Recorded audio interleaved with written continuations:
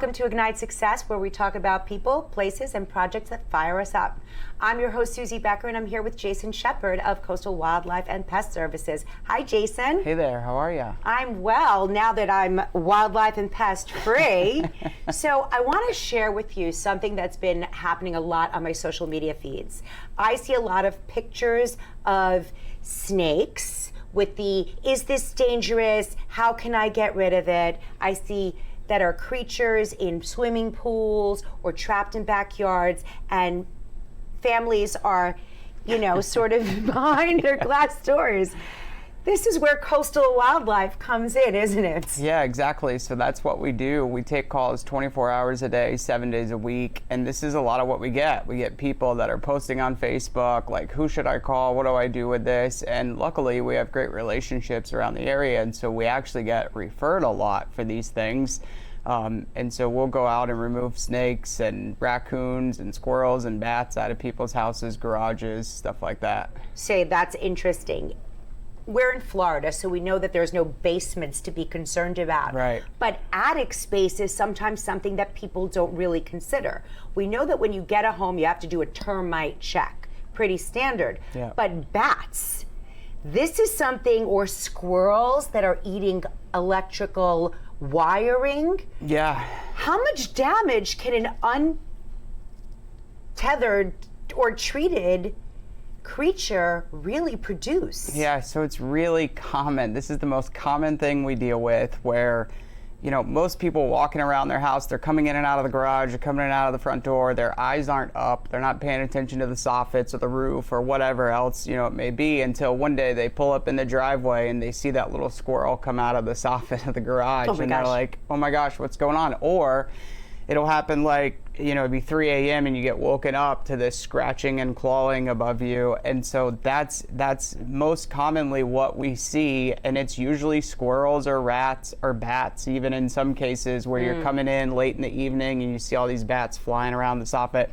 And so the damage, squirrels and rats and raccoons specifically can cause tens of thousands of dollars worth of damage if they tear up your air conditioning ducts or they're chewing on the wires. That's another thing that we do specifically, is inspect all of that stuff, because even when you get these animals out of the attic, a lot of times you don't go up there often, so you don't know what's going on. So unless somebody sees the damage to the wires that have been chewed or to the AC ducts, you guys would never know about it.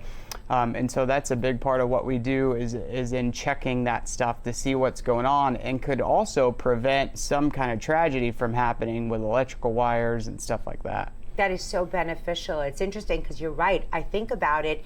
There was a period of time where we had a squirrel, I named him Sam, who lived in our garage. And my husband kept saying, didn't you tell me? Why didn't you tell me?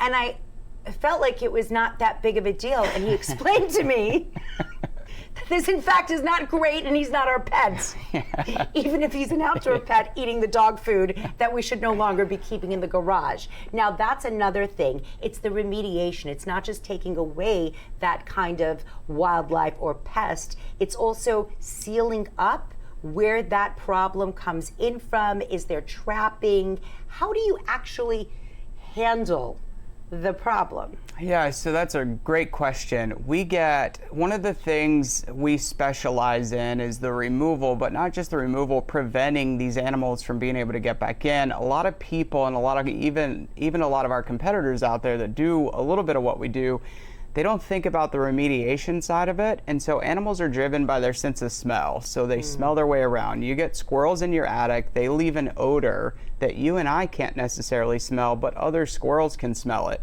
And so you can't wrap a house in some concrete material that they just cannot penetrate. So you have plastic soffits a lot of times. If they decide they're coming in because they smell that odor, they're going to chew their way through. And so there's really 3 steps to making sure you get them out and they cannot get back in. In the cleanup, you have to remove the animals, close off the access points, and then clean up the mess they made. So there's what we call a biological enzyme treatment process that we go through in the attic space that eliminates those odors and pheromones and bacteria that draws these other animals in the future, to prevent them from having that draw to try to come back in your attic. Wow. So this is a lot of steps that I don't want to do independently. Step 1 is find the problem in the first place and solve the problem. Step 2, assess the damage. Step 3, remediate. Step 4, prevent it from happening again. This is not a DIY kind of job. Oh, yeah. And the last question I have is, aren't you scared of some of those, diseases or the venom, or is this something that you're always protected, licensed, insured, bonded? And the reason why I would call you. Yeah, so there's a national organization. It's the National Wildlife Control Operators Association. Our entire team has multiple certifications through this organization. One of those is actually in what they call zoonotics, which is a disease awareness, like understanding the diseases certain animals can carry and how to protect yourself against those. Wow. And so many times dealing with bat guano and stuff, we have to wear, some sort of protection, so we're not breathing the fumes and stuff from the bat guano. But our entire team is 100% certified, protected against that stuff. We know how to handle it. And not only that, like, we carry all the proper insurance and licensing to do what we do, which is very important because a lot of times homeowners, we come out and, it depends on what's going on. Maybe it's not a cheap process. There may be a cheaper company, but are they going to get the job done, and is it going to be done correctly? So you don't have to deal with this again, because if you start piecemealing stuff together, it could end up costing you a lot more money, in the future. Well, thank you so much for sharing your wisdom and your knowledge and talents with me today. Yeah, thanks for having me. My privilege. If you're looking for wildlife or pest control services from Ormond Beach all the way up to Fernandina, Coastal Wildlife and Pest Services, you can find out more about Jason and his company at dailynewsnetwork.com. I'm your host, Suzie Becker. Stay inspired and inspiring.